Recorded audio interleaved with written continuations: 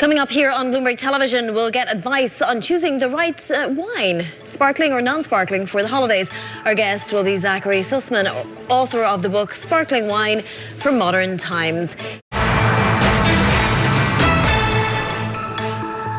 For TV and radio worldwide, welcome to Bloomberg Markets. I'm Shonali Bassick with Vonnie Quinn. Now to a very important topic as we approach New Year's Eve, and that is how to pick the best wines to celebrate. Here to help us answer that question is Zachary Sussman. He's a wine expert and author of the book Sparkling Wine for Modern Times. And what's interesting, Zachary, is you brought us a bunch of wine here to talk about, and all of them, I believe, are under $20. Yes, you know, inflation, it's a reality we're all facing, and so these are all inflation-proof bottles, all available under $20. Some even as low as $13. So yeah, it's exciting, and there's a lot of amazing options in that price point. Well, what are some of the options here? I mean, if you want to buy champagne, it's not that you need to just buy champagne anymore to drink a sparkling wine. No, that is one of the biggest myths and misconceptions. You do not have to spend champagne prices to get a really excellent sparkling wine.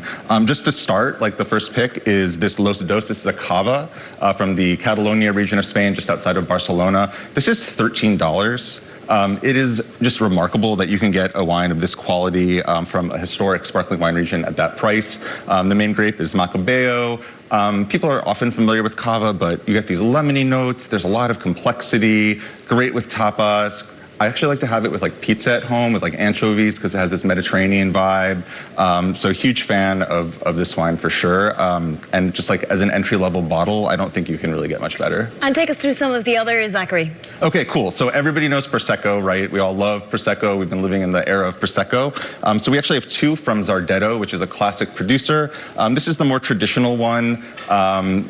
These are both around $17. So, you know, if you know already, you know, you like Prosecco, I recommend this Zardetto. But what's new and really exciting is the Rosé.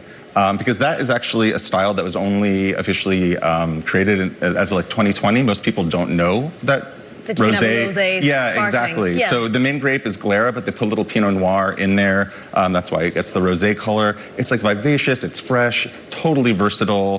This would be amazing for cocktails. You could do a spritz, you could throw some Campari or Aperol in there. But I think it's really cool to show up to the holiday party with something that's a little different and a little new and unexpected. You tried how many for this book?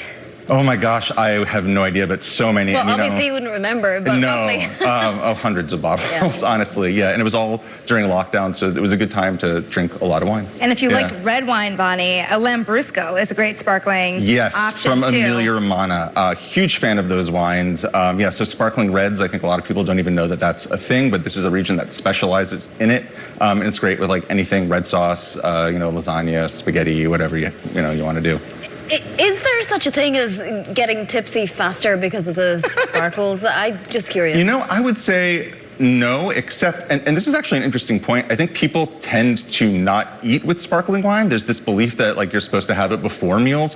Actually, all of these wines are extraordinarily food friendly, so my advice is pair them with food. Don't have them on an empty stomach because they all go great with food. What about from midnight when you may already have had one or two, so you don't necessarily need the best quality? I feel like I'm giving away a lot about myself here. Okay. Well, the thing is, like, I don't think you have to skimp on quality. Like, all of these wines are extremely high quality and they're all very, very affordable. For instance, if we want to talk about the final bottle, which is the Girard Bertrand Crémant de Limoux, this is actually a really, really good value tip. It's about $20, but so Crémant, it's the French term for a wine that's made in the same method of Champagne, but just outside of the region of Champagne itself. So you get same style, cheaper real estate, a lot cheaper wine in terms of the price point. This is so elegant. It like really approximates drinking a champagne. If you want to give champagne a run for the money at like half the price, I would go with that for your New Year's toast. We've talked so much about luxury on this show this week. What about the high-end spender? What are they buying in terms of champagne these days? So champagne has gone through a really fascinating evolution in its own right. You know, historically, it was defined by all of the big houses, the names that you all probably know, Moet, there's Veuve Clicquot, Cristal, all that stuff. Those are perennial classics. They're staples. They're great. They're expensive. But what is really exciting in Champagne to me and to a lot of sommeliers that I know is grower Champagne. So it's basically the farmers that would traditionally sell their grapes to those big houses are now making their own wines. They call it farmer fizz. So it's a little more artisanal, terroir-driven, more reflective of place. And there's like really an artisanality there. So I think that's really what's motivating savvy wine drinkers and What champagne makes drinkers. a good gift? You know, if you show up to somebody's house, sometimes I get that anxiety. How much do I spend on a bottle of champagne? On a bottle of champagne specifically, or just maybe sparkling wine is the better difference? option at that point. Yeah, well, I guess everyone's budget is different. I think if you can show up with a bottle of champagne, that's always a super classy move. You don't have to spend more than like $50 on that. But again, if you're in more of a budget mindset, like any of these options would be pretty great. Why don't we see celebrities bringing out their own champagnes or sparkling wines when we see them bringing out liquors quite frequently? I mean, is it the margins? That's a really good question. I mean, there are certainly some celebrity wines, sparkling wines. I know Typically that like non-alcoholic though, right? you know, I'm less familiar with the non-alcoholic market. I like to drink wine with alcohol in it. Sorry. No, it's fine. Speaking of which, is there a variety of proof or whatever they call it? Alcohol content? Yeah, so typically actually sparkling wines will be lower in alcohol than like a red wine.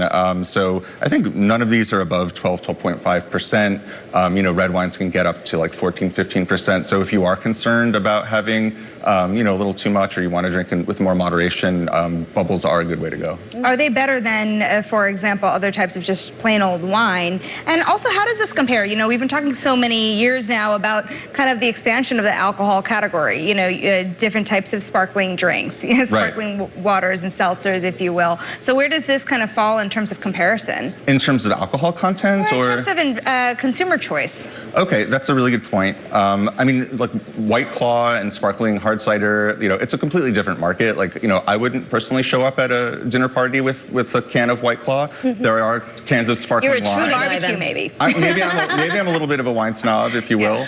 But yeah, I mean, there's definitely a lot of competition from you know, those other sectors for sure. But you know, if you're a wine drinker and a wine lover, you're probably not going to go drink hard seltzer. But there are some really good non-alcoholic wine options that are out there that are worth exploring. Yeah. So, brief rundown. We don't have that much time left. Yeah. Countries and maybe a couple of other names that we should know about, and you know, countries beyond France, let's say, for champagne. Beyond France? Yeah, okay, so I'm a huge fan of Italy in general, not just Prosecco, but in the north of Italy, there's a region called Franciacorta, which makes amazing wines in the Champagne method, although they call it the Metodo Classico, because Champagne trademarked Champagne method. So that's great.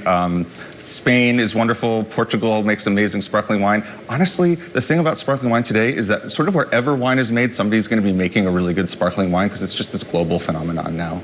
Yeah. If I were a celebrity attached to a wine, it would be a cava. It would be. Yes, how about you, Bonnie? I don't know if that would be my brand of choice or my product of choice. I could see you being more of a French champagne. Yeah, or just, you know, I'd probably have a water. I feel like water sells more. I feel like good. water is good. Water Gotta is hydrate. good, especially when it's sparkling. Yep. Anyways, thank you to Zachary Sussman, wine expert and author of the book Sparkling Wine for Modern Times.